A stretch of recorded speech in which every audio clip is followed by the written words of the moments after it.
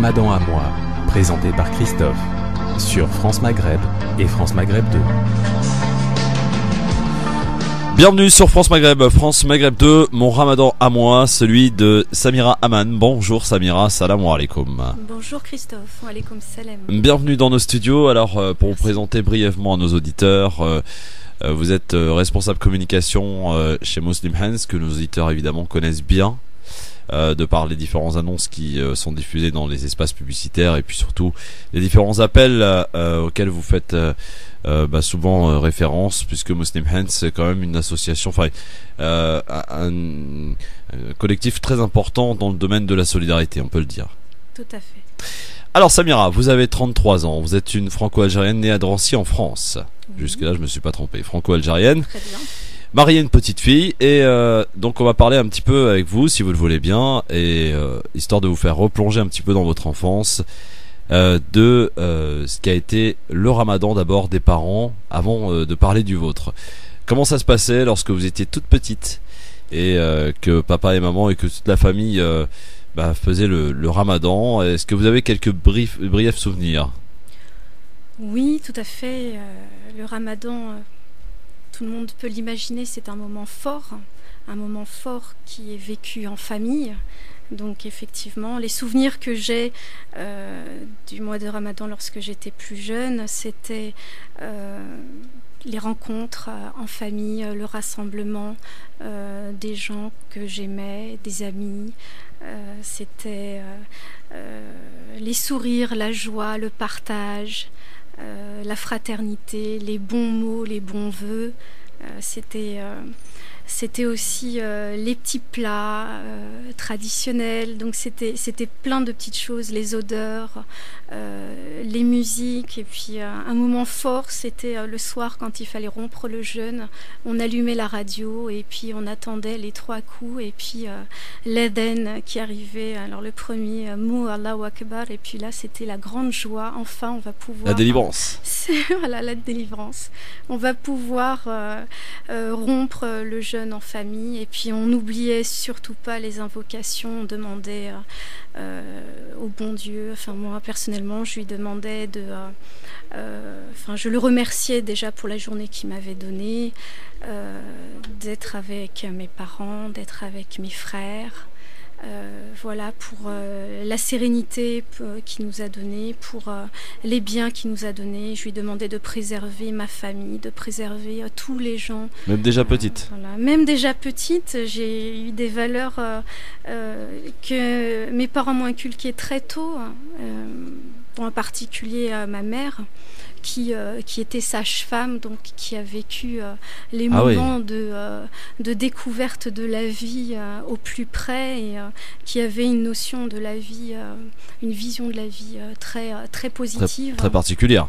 Très particulière, tout à fait. Elle vous faisait part de quelques belles expériences qu'elle a eues au cours de sa carrière de sage-femme, parce que je suppose que c'est un métier pas comme les autres finalement. Oui, effectivement, elle me disait que c'était toujours un moment fort d'émotion, et puis elle me faisait partager aussi ses souvenirs à travers les cadeaux qu'elle recevait des mamans et des familles qui la remerciaient pour l'aide qu'elle leur avait apporté, le soutien, parce que ma mère, elle avait la particularité de chanter aussi pendant l'accouchement pour détendre. Pour détendre. Et puis elle avait une voix magnifique. Donc, vous qui êtes une maman, vous devez savoir l'importance du rôle de la sage-femme lors de l'accouchement. Oui, tout à fait. Comme n'importe quelle maman, c'est vrai que c'est un moment fort, même pour peut-être les pères qui ont pu découvrir aussi la naissance d'un enfant. C'est vrai que on l'attend pendant des mois, et puis du coup on se dit c'est vrai que ça tient à... C'est quelque chose de fantastique en fait. La vie tient à rien, et en même temps c'est tout. Ouais. Donc il peut se passer n'importe quoi pendant cette arrivée à la vie pour la maman ou pour l'enfant. Alors quel type d'éducation vous avez reçu? Je crois qu'on a déjà une petite comment dirais-je, un petit avant-goût de par ce que vous venez de nous raconter, mais quel type de religieuse? Que c'était plutôt un papa strict, une maman plus plus cool? Comment ça se partageait les rôles, on va dire? Oui, je vous avoue que mes parents ont divorcé lorsque j'étais jeune aussi. Et puis, donc j'ai des souvenirs, si vous voulez, de mon père, mais j'ai surtout vécu avec maman. Ma mère. Et donc, il nous a élevés aussi seuls, mes deux frères et moi. Mes deux frères, au passage, que je salue et que j'aime très fort. Et c'est vrai que j'ai vu quelque part la souffrance qu'une mère divorcée, célibataire, qui doit subvenir aux besoins de ses enfants. Mais oui, qui doit travailler pour manger. Voilà, donc au début, c'est vrai qu'elle a dû travailler très dur, nuit et jour. Donc j'ai passé des moments chez une nourrice où j'ai pas trop de souvenirs. Mais en tout cas, lorsqu'elle était présente, c'est une femme admirable. C'était une femme admirable. Voilà. Et puis bon, en même temps, l'éducation, je l'ai aussi vécue à l'étranger. Racontez-nous. Pourquoi à l'étranger? À l'Algérie? En Algérie? Non, aux Pays-Bas. Aux Pays-Bas. Voilà, c'était le fruit du hasard qui a fait que j'ai rencontré à travers une association une autre culture, une autre religion aussi, parce que j'ai passé en fait toute mon enfance, quand je dis toute mon enfance, c'est le tiers de mon enfance aux Pays-Bas pendant toutes les vacances scolaires ou parfois un petit peu plus longtemps dans une famille chrétienne qui m'a fait découvrir une autre culture qui m'a beaucoup apporté sur la différence, sur l'autre, sur moi-même aussi. Aujourd'hui, il y a encore des conséquences, en fait, si vous voulez, sur votre vie d'aujourd'hui. Est-ce que cet épisode aux Pays-Bas a apporté finalement des choses positives, non? J'ai toujours des contacts, donc oui, j'ai pas eu l'occasion encore d'y retourner depuis plusieurs années.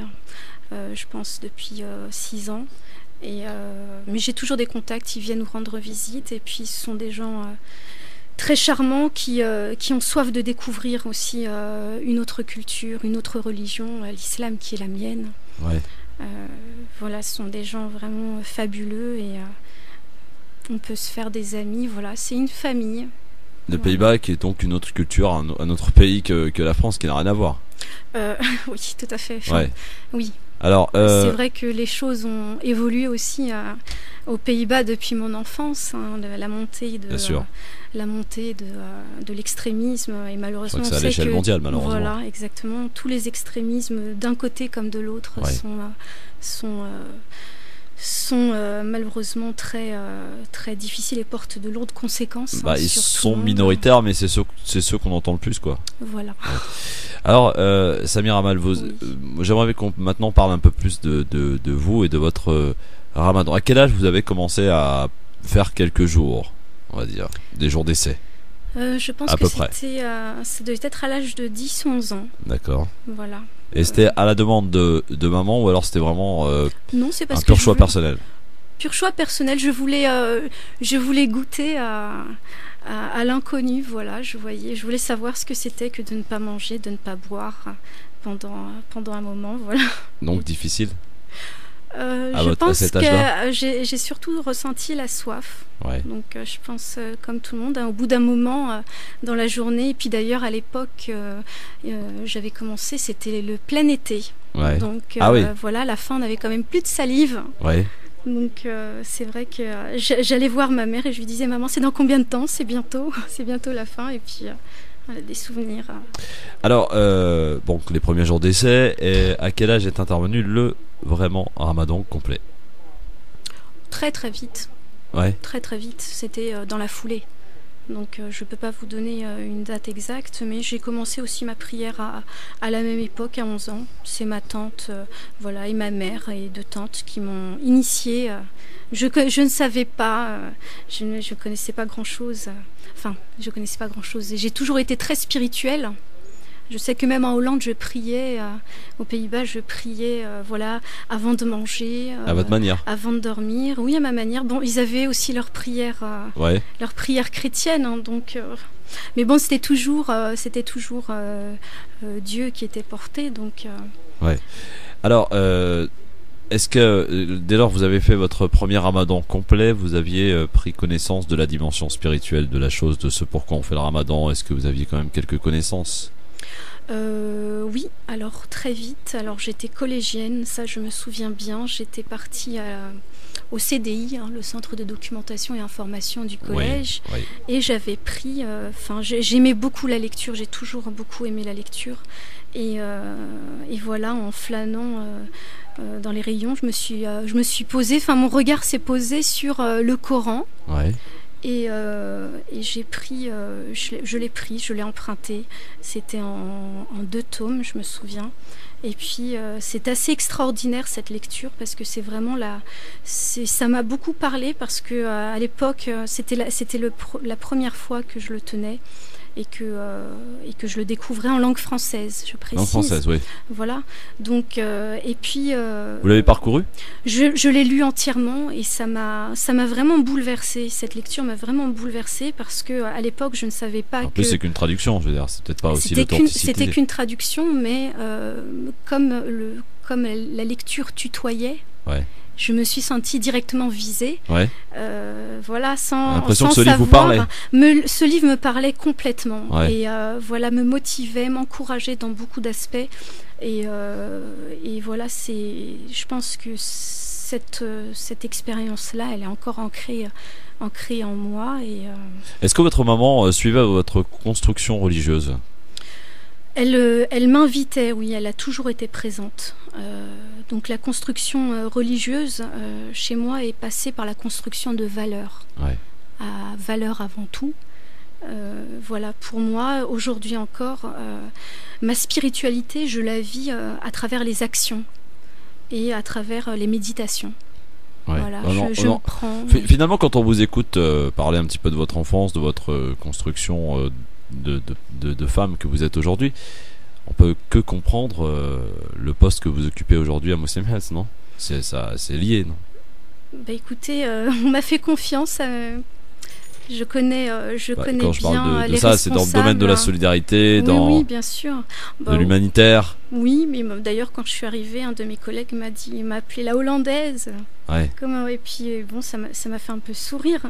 Mais oui, c'est quelque chose, encore une fois, je vous ai dit, les valeurs qui m'ont été transmises, c'est à ça que je le dois, à ma place aujourd'hui. Je pense que je la dois au bon Dieu, bien sûr, en premier, et puis en second lieu à ma mère. On voit que votre maman est précieuse. Très. Comme beaucoup, bien sûr, comme tous qui ont une maman, mais je sais pas, on sent dans votre regard, et puis de la manière dont vous en parlez, que c'est vraiment elle qui a tout fait, quoi. C'est elle qui a fait la femme que je suis aujourd'hui, tout à fait. Ouais. Eh bien, écoutez, elle a fait du bon travail. C'est beaucoup d'émotions, et... Ouais. Alors, une adolescence comment ? Plutôt tranquille, plutôt calme, plutôt parfois agitée Très, très calme. Très calme. Et j'ai été Vous êtes toujours modèle, je pense. Ouais. Oui, je vous ai dit, j'aimais beaucoup la lecture. Ma mère, j'ai vécu avec elle, je sortais qu'avec elle. Donc pas une copine, quand même. Voilà, exactement. C'est ma meilleure amie, c'était ma meilleure amie. D'accord. Parce que je l'ai perdue, en fait. Donc, c'est pour ça que je vous dis, c'est beaucoup d'émotions. Vous savez, depuis que vous en parlez, je le savais, enfin, on le sentait, parce que de la manière dont vous en parlez, mais bon, je voulais pas trop non plus aller... mais bon, on sentait, et donc... Si vous le voulez bien, je suppose que ce jour-là, ça a été, c'est la vie qui s'écroule là. Complètement, oui. Parce que de la manière dont vous en parlez, on a l'impression que vraiment c'est votre point de repère dans la vie. C'est cette femme qui a tout donné pour vous, qui a donné également pour a priori sans même la connaître, hein, pour vos frères, qui s'est battue et qui a travaillé. Et aujourd'hui, n'étant plus là, comment c'est fait ? Là, je suppose que là aussi, il y a une reconstruction à faire. Il y a une reconstruction. Je suis un être humain comme tout le monde, donc je pensais ne pas pouvoir reconstruire quelque chose. Et puis, finalement, je suis là. Mes frères ont bien grandi. Elle a fait un travail énorme, fantastique. Mes frères sont ingénieurs en informatique. Je suis à ma place dans l'humanitaire. Et puis... Est-ce que vous croyez que là, elle vous regarde, elle est fière de vous ? Je pense, oui. Je pense et je prie aussi pour elle. Forcément, le ramadan est toujours quelque chose de difficile au début parce qu'on pense aux gens qui nous sont chers et qui sont partis. Donc que ce soit moi, que ce soit les auditeurs. Je pense que voilà, parfois le ramadan commence dans la joie, parfois il commence dans la tristesse. Mais oui, je suis sûre qu'elle est très fière et je prie toujours le bon Dieu pour qu'elle puisse, qu'elle ait les mêmes récompenses, que moi. Voilà, je vais dire que je suis son bras et je suis sa main et je continue son travail. Voilà, ce qu'elle m'a inculqué, je continue à le transmettre et c'est ça que j'ai voulu faire au sein de Est-ce que la religion, l'islam, vous a aidé à tenir? Beaucoup, oui. Beaucoup. C'était une espèce de pansement, on va dire. Si vous voulez, j'ai perdu ma mère au moment où j'ai mis ma fille au monde. Ah oui. Donc, on va dire que pour une femme, c'est au moment le plus difficile. C'est là où on a besoin de sa maman. On a besoin de sa maman pour se construire en tant que mère. Donc, j'ai fait ce que j'ai pu. Je pense que je l'ai bien fait aussi. Et puis voilà, j'étais entourée par mes frères, par mon père que j'ai perdu aussi. Donc aujourd'hui, vous êtes orpheline. Oui. Ouais. Alors, Samira, un moment très émotionnel là. Toujours. Donc l'adolescence, donc plutôt calme, vous l'avez dit. Vers quoi vous vous engagez quand vous étiez adolescent? Qu'est-ce que vous vouliez faire comme métier? Vers ce que je fais aujourd'hui. Ah oui, c'est vraiment une conviction profonde et vous y êtes visiblement arrivé. Alors quel genre d'études vous avez fait? J'ai étudié les langues étrangères. D'accord. Voilà, appliqué à l'économie, au droit. Les langues parce que j'avais quand même hésité quand j'étais petite entre avocate et les langues, mais toujours. Alors avocate, c'était pour défendre la veuve et l'orphelin. Ouais. C'est toujours des idées. Et puis je suis très contente du parcours que j'ai mené parce que finalement le droit j'en ai fait, voilà, du droit de la famille, du droit commercial. Et puis les langues étrangères parce que l'autre, ce qui est étranger, ce qui fait aussi partie de moi. Voilà. Ouais. Alors justement, puisque vous parlez de l'étranger, de ce qui fait partie de vous, quel lien aujourd'hui et vous aviez à l'époque avec votre pays d'origine qui est l'Algérie? Alors c'est une très bonne question. J'ai créé des liens avec mon pays d'origine, l'Algérie, que j'aime, que je garde, que je porte dans mon cœur, à distance. Voilà, parce que je vous ai dit que j'ai passé une partie de mon enfance aux Pays-Bas. Donc c'était à distance avec mes tantes. Voilà, ma mère a toujours créé ce lien parce que aussi elle n'avait pas beaucoup de moyens pour nous envoyer au pays aussi, il faut le dire. Donc voilà. Et puis j'ai découvert l'Algérie en 2003. Donc j'avais quand même, je pense, 23 ans, 23. Oui. Comme ça, donc... Qu'est-ce que vous avez ressenti? Beaucoup d'émotions. Ouais. Bien sûr. Quel vous coin avez des d'Algérie? tantes dans la capitale. Alger. Voilà. Vous êtes une Algéroise. Voilà, je suis une Algéroise. J'ai des origines de Kabylie aussi, mais... Comme tout Algérois. Voilà. Ou comme beaucoup, on va dire. Ouais. Oui. 90% des Algérois sont une petite tracée de Kabyle. D'accord, donc beaucoup d'émotions lorsque vous êtes arrivé, vous avez découvert Alger. Voilà, j'ai découvert Alger. Alors mystérieusement ou peut-être pas, j'étais partie en Algérie quand j'avais 4 ans. C'était la dernière fois. J'avais quand même mis les pieds là-bas. Voilà, donc peut-être 20 ans. Et quand vous êtes parti en 2003... Donc j'ai eu des souvenirs olfactifs surtout. Ouais. Est-ce que ces souvenirs se sont avérés exacts? Est-ce que vous avez retrouvé Alger tel que vous l'aviez laissé à l'époque? Oui, peut-être avec plus de monde encore. Oui, forcément, oui. Mais c'était... Voilà, j'ai redécouvert un pays chaleureux et chaud, dans tous les sens du terme. Quand je dis dans tous les sens du terme, je parle du climat qui fait beaucoup de bien au moral des gens là-bas. Puis chaleureux au niveau de l'accueil, parce que les Algériens sont quand même une population très particulière. Bien sûr, et puis quand vous voyez la famille, vous découvrez une centaine de personnes qui viennent découvrir Samira. telle qu'elle a grandi, qu'est-ce que tu es devenue, voilà.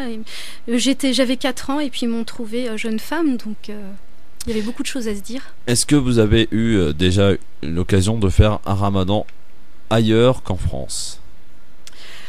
En Hollande. Ouais.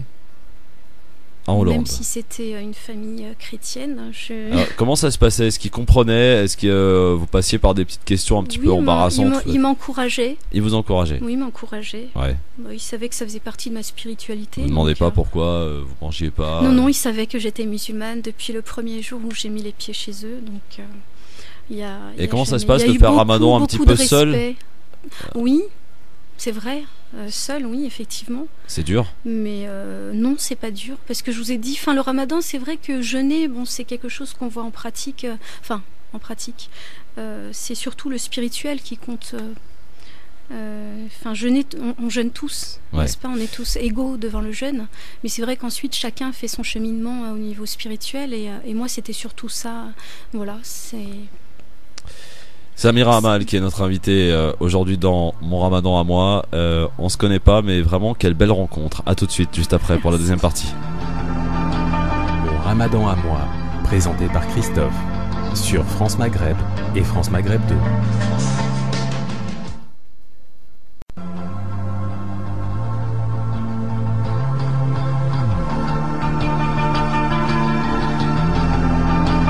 Mon Ramadan à moi, présenté par Christophe sur France Maghreb et France Maghreb 2. Amis auditeurs de France Maghreb 2, la deuxième partie de cette belle rencontre aujourd'hui que nous faisons avec Samira Amal qui est chargée de communication chez Muslim Hands. On aura l'occasion d'en reparler. Beaucoup d'émotions dans cette première partie par votre parcours qu'on pourrait qualifier d'une enfance plutôt tranquille et calme, mais en même temps on va dire début de jeune femme perturbée. Voilà. On peut dire ça comme ça ou pas? Par des événements de la vie, quoi. Oui, les événements de la vie. Mais je pense que ça fait partie de la vie. Ouais. On va tous quitter ce monde et je pense que l'essentiel, c'est de savoir, de prendre sa vie en main et de savoir comment on va le quitter, avec quel bagage on va partir. Alors, parlez-nous un petit peu de ce que vous êtes aujourd'hui, c'est-à-dire la solidarité qui fait votre quotidien. D'où c'est venu cette envie de faire de la solidarité, de travailler dans l'humanitaire, d'être, si vous voulez, finalement à la rencontre des autres et essayer d'aider les autres en permanence? Est-ce qu'on n'arrive pas finalement à s'oublier soi-même de temps en temps? Bonne question. Très jeune, d'abord. Je vais répondre à la première partie de la question. Oui. Très jeune, j'ai voulu aider. Voilà, parce que je vous ai dit que ma mère c'était mon modèle et c'est de elle que j'ai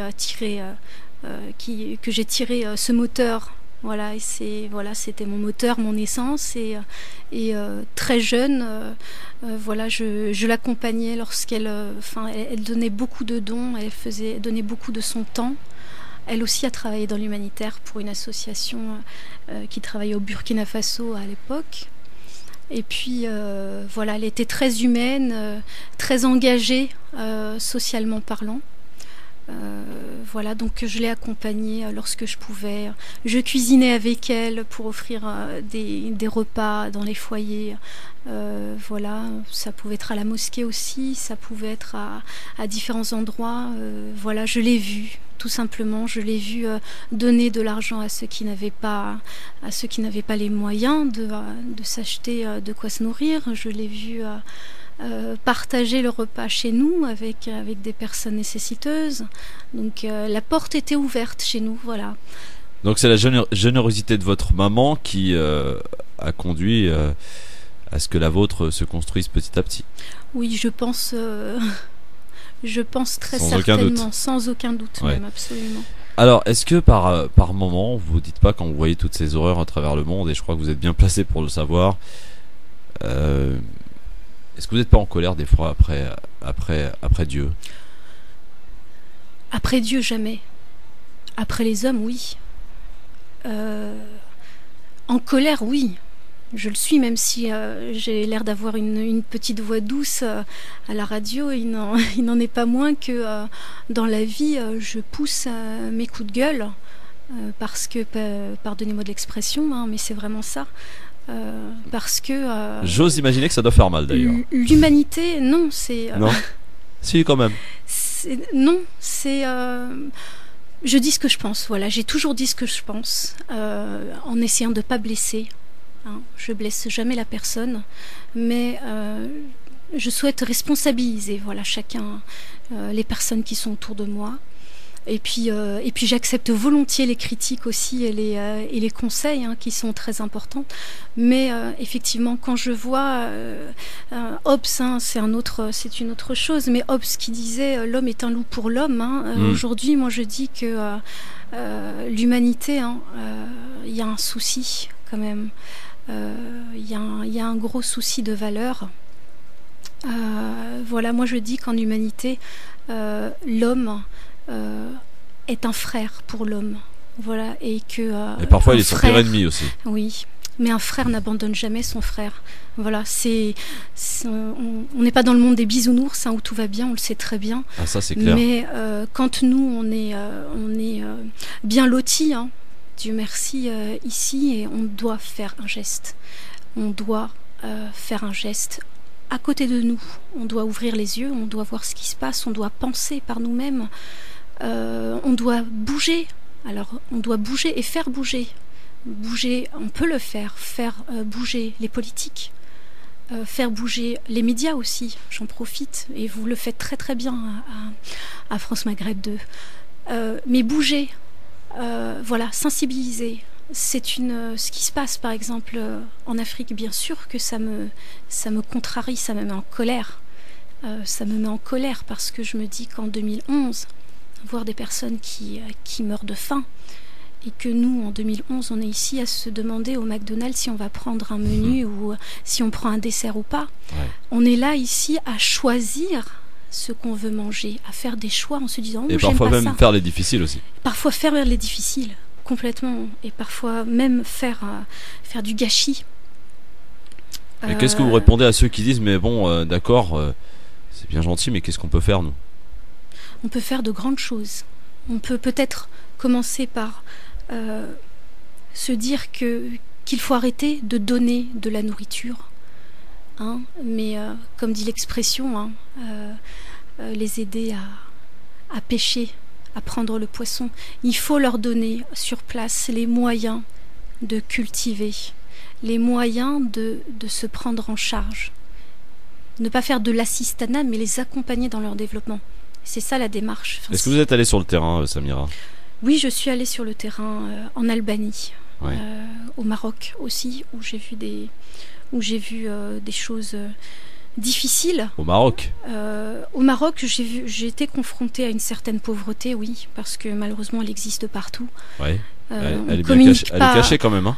Elle est cachée, on ne communique pas assez dessus, mais je pense que ça va dans le bon sens aujourd'hui. Bon, malheureusement, avec l'actualité qu'il y a eu dans les pays arabes, hein, ce qu'on a appelé la révolution, etc., je pense que les gens ont vu des images, ont vu des choses et ont envie de changer, de faire changer les choses. Donc, profitons-en pour les faire changer partout. Ouais. Mais ça demande l'aide de tout le monde. Qu'est-ce qui vous a marqué le plus parmi vos voyages sur le terrain? Qu'est-ce que vous avez l'image que vous gardez encore aujourd'hui? Moi, je pense que c'est l'Albanie et l'accueil que j'ai eu. L'accueil que j'ai eu parmi des personnes voilà, qui étaient chaleureuses, qui avaient très peu de moyens, qui étaient démunies et qui ont eu la générosité, la grande générosité d'offrir sur la table tout ce qu'ils avaient. Voilà, des gens très modestes, très dignes, très humbles, et c'est ça, moi, qui m'a beaucoup marqué. C'est l'humanité qu'il y avait en eux, et le fait que ce sont des gens, voilà, qui sont peut-être démunis, mais qui gardent haut et fort leur dignité et leur humanité et leur humilité. Donc finalement, c'est bien vrai quand on dit que c'est ceux qui en ont le moins qui sont les plus partageurs, les plus généreux. Ça se confirme aussi dans les dons. Ouais. Que les organisations humanitaires reçoivent. Un exemple tout simple, quelqu'un qui a 2 € dans sa poche et qui donne 1 €, il a donné la moitié de sa richesse. Oui. Donc je pense que c'est comme ça qu'il faut voir les choses, et qu'aucun don n'est modeste. Il ne faut pas se dire parce que je n'ai pas assez de moyens, je ne peux rien faire. Si le peu de choses... Enfin, voilà. Personnellement, je parraine avec mon mari 3 orphelins depuis 9 ans, et c'est voilà, ce sont des enfants qui font partie de ma vie. Moi, je considère que je suis devenue maman avant d'être véritablement maman de ma fille ici, et puis je lui dis qu'elle a des frères et sœurs voilà, ailleurs.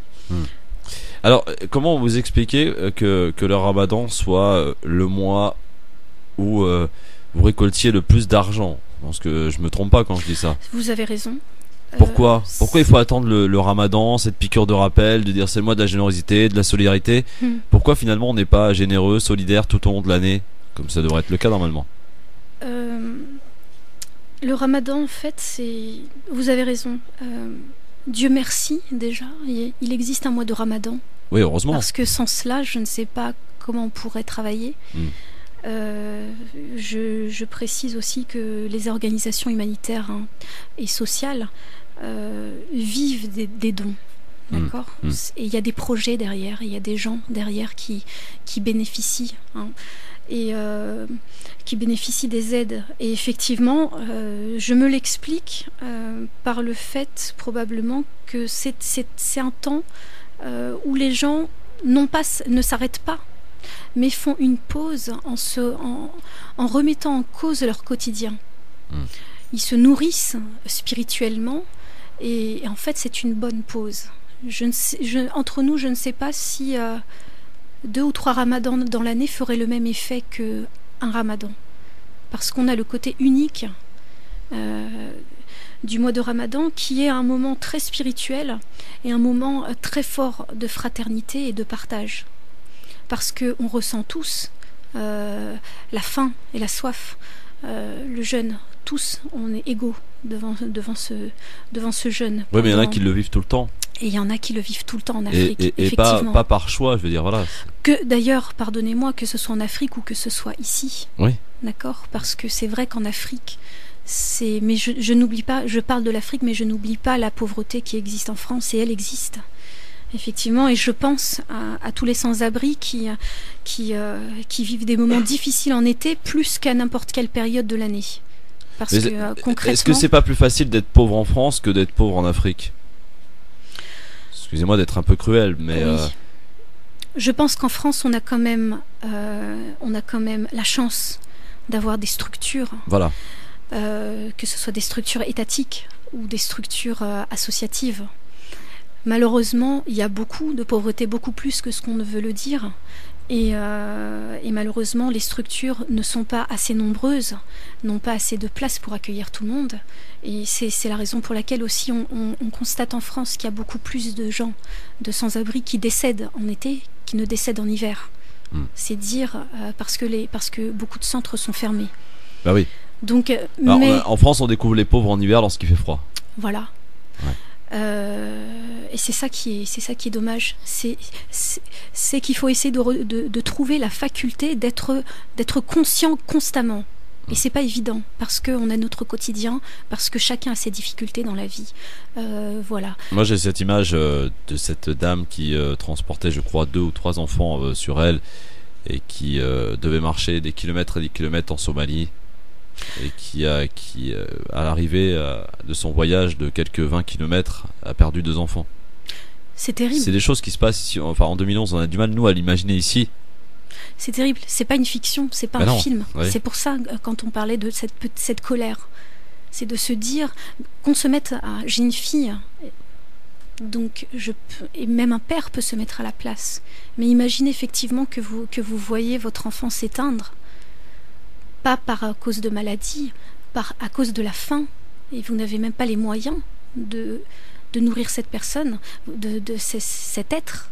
Vous n'avez pas même les moyens de vous nourrir vous-même. Et c'est quelque chose que je ne peux même pas imaginer. En même temps, la Somalie, c'est pas d'aujourd'hui, Samira.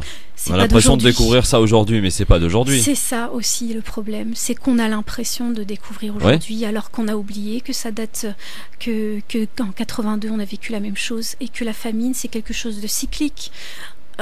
Dans ces pays de la Corne de l'Afrique, et en particulier, je parle de la Somalie, Il y a l'Éthiopie précisément. aussi. Voilà, et l'Éthiopie, et effectivement, et le Kenya. Et au Kenya. Et voilà, aujourd'hui, actuellement, il y a 1500 réfugiés somaliens qui traversent la frontière pour aller s'abriter au Kenya. Mais il y a une stabilité politique aussi dans la région. Il y a alors, en Somalie, c'est simple, il y a aucune structure. Ouais. Donc c'est malheureux très à dire. marginal. Donc, comment voulez-vous qu'un pays qui effectivement vit je ne vais pas dire des difficultés, hein, mais vit une situation de sécurité très difficile, une situation politique très difficile. Et encore, je mesure le mot difficile, hein, parce que le mot est encore, je le trouve, loin de la réalité. Alors, je me souviens lorsqu'il y avait eu les événements d'Haïti et qu'on avait fait quelques émissions spéciales à la radio, des auditeurs ont appelé notre imam à la radio en disant est-ce que il est autorisé d'aider les Haïtiens, sachant que ce ne sont pas des musulmans. Voyez, Oui, on en est aujourd'hui. J'ai très bien compris votre question, je vous écoute, oui. Comment peut-on écarter cette frontière, qu'elle soit religieuse, qu'elle soit également de chauvinisme, parfois exacerbé. Comment on peut faire comprendre par des messages simples et courts que finalement pas parce que effectivement on entend parler d'un autre pays qu'on connaît pas qu'il faut pas lui venir en aide. Et en l'occurrence donc la Somalie, moi je suis sûr, Samira, que vous faites différents appels, par exemple que ce soit dans un pays arabe et en Somalie, les gens seront plus tentés de donner dans un pays arabe. Je pense que vous avez tout à fait raison, et c'est la réalité. Et c'est pas un jugement, hein, c'est un constat. Non, mais j'ai bien compris, c'est un constat, et j'approuve ce constat parce qu'il est réel. Je pense qu'il y a un gros effort d'éducation, hein, permettez-moi, oui, de sensibilisation, peut-être sensibilisation. Je vous ai demandé de me pardonner sur le mot d'éducation parce que c'est quand même fort. Ouais. Mais effectivement de sensibilisation aussi, parce que il faut pas oublier que toutes les créatures, nous sommes des créatures de Dieu. Pardonnez-moi, je parle de ma spiritualité. Hein. Nous sommes toutes des créatures de Dieu, et Dieu a créé la diversité des hommes, et Dieu a dit dans le Coran, nous vous avons créé en tribus pour que vous vous entreconnaissiez, pas pour s'entretuer, pour s'entraider. Et je tiens justement, et votre question elle est très importante, je tiens à l'universalité de la solidarité. La solidarité n'appartient à personne, et en même temps elle doit couvrir l'humanité entière. Lorsque vous avez qu'il soit de n'importe quelle origine, il faut être humble, il faut qu'on fasse preuve d'humilité dans notre propre religion. Et là je pèse mes mots. Certes, nous avons une magnifique religion qui épouse tous les messages depuis que l'homme est sur Terre. Très tolérante. Très tolérante. Et malheureusement, il y a une image parfois oui, qui est mal véhiculée. Mais il ne faut pas oublier que c'est l'homme qui a pris la gestion, qui a pris la responsabilité de la gestion sur Terre. Et que l'homme, c'est l'homme avec un grand H. Et c'est l'homme, qu'il soit croyant ou pas. Chaque vie est sacrée. Alors Samira, on va quitter 2 secondes la solidarité pour mieux y revenir après, pour nous parler notamment de ce concept de star de la générosité, pour parler un petit peu de votre mariage. Comment ça s'est passé? D'abord, est-ce qu'il a fallu trouver un mari qui soit aussi engagé que vous ou pas du tout? Aussi engagé, j'aurais... Ou différemment peut-être. Je souhaitais quelqu'un qui partage au moins mes valeurs. Ouais. Voilà. Ça n'a pas été dur à trouver, ça?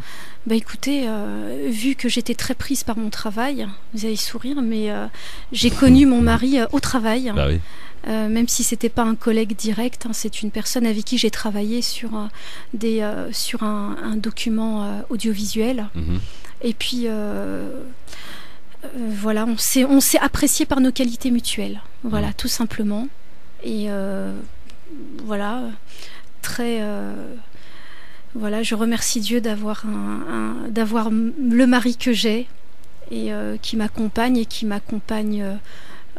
toujours, et je prie Dieu qui nous rassemble le plus loin possible, qu'on puisse faire beaucoup de choses ensemble. Alors quel genre de maman vous êtes, vous? Parce qu'on a parlé de votre maman, de votre enfance, mais vous, maintenant qui êtes dans le rôle de maman, quel rôle de maman vous êtes avec votre petite fille? Ça me fait sourire cette question, parce que je veux même pas j'essaye en tout cas de lui inculquer les valeurs qu'on m'a transmises aussi, comme je l'ai dit tout à l'heure. Donc je suis à l'écoute. Alors ma fille, qui s'appelle Imen, elle s'appelle Nour Imen, exactement. Nour, la lumière. La lumière de la foi, voilà. Ouais. J'avais choisi ce prénom au décès de ma mère pour justement voilà, donner l'espoir, et puis me dire qu'il ne faut pas que j'oublie voilà, Dieu, ma spiritualité, et que voilà. Vous lui parlez souvent de votre maman? Oui, elle-même, elle me dit, mais bien sûr que je me souviens de mamie Jamila, parce que je me souviens quand j'étais bébé, mais en fait elle a vu 6 jours. J'ai forcé, j'ai poussé à l'hôpital pour qu'elle puisse la voir, et puis elle est tombée dans le coma 3 jours après, et elle est partie 15 jours après. Donc ça s'est passé très très vite. En fait, ce que vous êtes en train de nous dire, c'est que elle a vu votre petite fille, elle a attendu, et après elle est partie. Elle a attendu, elle est partie. Ouais. Alors, maman, donc très à l'écoute. Est-ce que votre petite fille vous pose déjà des questions sur le Ramadan ou pas? Beaucoup. Hier d'ailleurs on a souri parce qu'elle est venue avec moi au bureau. Et enfin elle m'a rejoint en tout cas au bureau avec son père, et malheureusement on a pu lui donner un déjeuner qu'à 17h. Donc elle dit, moi aussi, elle était fière de dire, moi aussi j'ai jeûné. Mais bon, c'était pas le but, hein, mais oui, elle pose des questions sur le Ramadan, et elle pose des questions aussi sur la faim, hein, pourquoi vous jeûnez. Donc je lui explique que c'est une manière de ressentir la faim de beaucoup de gens dans le monde. Des gens n'ont pas la chance d'être entourés, de se mettre autour d'une table et de manger, et c'est pour ressentir, voilà, ce besoin. C'est pas ce besoin de ressentir, mais là j'ai bafouillé là.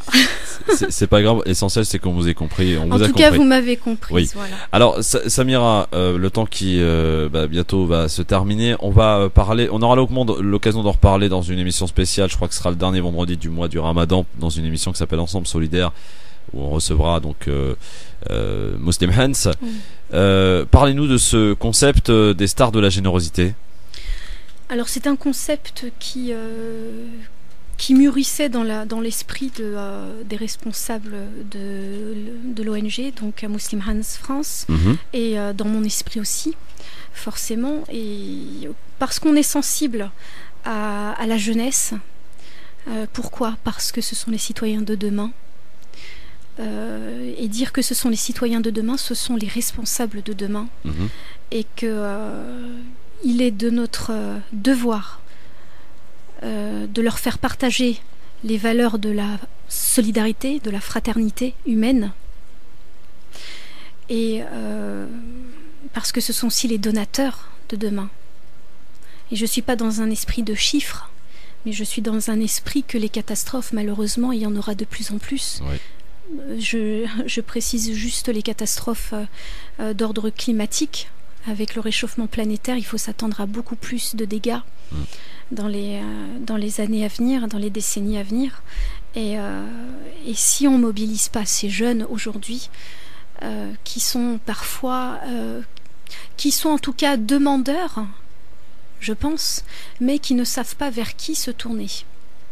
Demandeurs dans le sens d'être actifs Parce qu'il y a des jeunes qui ont des idées, il y a des jeunes qui ont leur mot à dire sur ce qui se passe au niveau international, sur l'actualité nationale, internationale, sociale, humanitaire, culturelle. Et ce projet de Star pour la générosité. De Star, voilà, de la générosité, c'est aussi les encourager et les motiver en leur donnant des outils à travers les chroniques qu'on va mettre en place, qui sont diffusées, voilà, sur France Maghreb 2. Et c'est un rappel de valeurs avec un rappel sur la situation en Afrique. Voilà, et leur dire que eux aussi peuvent être acteurs et ils doivent être acteurs. Voilà, ne pas attendre qu'ils grandissent et qu'ils deviennent adultes, parce que malheureusement ils perdront beaucoup de choses, je pense. Quel est l'objectif cette année pour Muslim Hands à la fin de ce mois du Ramadan? C'est quoi l'objectif? L'objectif, c'est déjà de sensibiliser. Et au niveau chiffre, est-ce qu'il y a un objectif? Au niveau chiffre, je pense que il faut donner. Alors aujourd'hui, on veut axer, j'axe vraiment sur l'Afrique, mais ça ne veut pas dire que j'oublie d'autres projets que nous menons aussi en Palestine, au Niger, au Soudan, où on veut donner l'eau parce qu'on sait que l'eau c'est la vie. Ouais. Mais là, aujourd'hui, je veux axer sur l'Afrique parce qu'on parle de 12 millions de personnes, même de 13 millions de personnes, parce que le chiffre augmente, de 13 millions de personnes qui sont au bord du gouffre. Ouais. Et ce serait, je pense, non avenu que je puisse vous donner un chiffre, tellement le besoin est important. Donc je demande simplement de donner ce que vous pouvez, même si c'est modeste. De donner régulièrement, c'est encore mieux. Mais c'est tellement énorme le besoin. Je n'ai pas la prétention de dire que Muslim Hands va nourrir ces 12 millions de personnes. Bien entendu. Mais j'ai la prétention de dire que nous avons des projets que nous voulons mener là-bas sur place, des projets de parrainage des orphelins. Et ce sera grâce aux dons que vous pourrez y arriver. Et ça va être grâce aux dons. Et voilà. Et des projets d'accès à l'eau potable sur place. Alors, en creusant des puits, bien sûr. Les moyens de donner, très rapidement, Samira. Donc vous avez le site internet. Voilà, le site internet www.muslimhands.fr. Nous avons le numéro de téléphone aussi, le 01 40 22 08 08. Voilà, je peux le répéter peut-être. 40 22 08 08. Samira Amal, on va terminer par une petite tradition dans cette émission. Oui. C'est 3 choix à faire que vous pouvez argumenter ou non. C'est à vous de voir.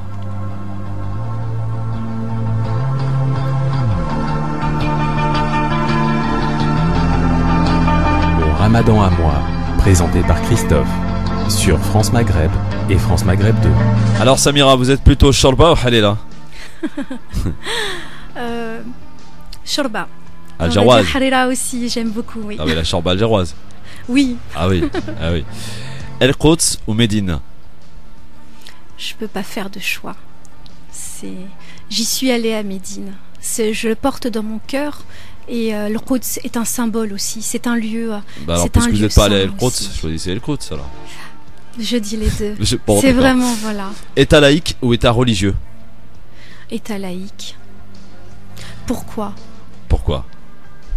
Parce que c'est vrai que chacun a sa définition de la laïcité, hein. Mais la mienne, c'est de permettre à chacun de trouver sa place dans la société, tout simplement. Et voilà, je pense que je ne parle pas de l'état religieux dans les pays musulmans. Je parle de l'état religieux, ça mettrait ça porterait à mettre en place une certaine discrimination. Voilà. En tout cas, Samira, je tenais vraiment à vous remercier parce que j'ai fait peut-être l'une des meilleures émissions de mon Ramadan en moi depuis son existence. Merci à vous pour voilà, votre patience et voilà, d'avoir partagé ce moment avec moi que j'imaginais pas faire. Quelle belle rencontre en tout cas. Merci beaucoup Samira et on vous souhaite plein de bonnes choses et on sera amené à se revoir, vous inquiétez pas. À très vite et bon courage et vous saluerez toute l'équipe de Muslim Hands qu'on encourage nous et avec qui on est depuis un bon nombre d'années maintenant. À très vite Samira Amal, merci beaucoup.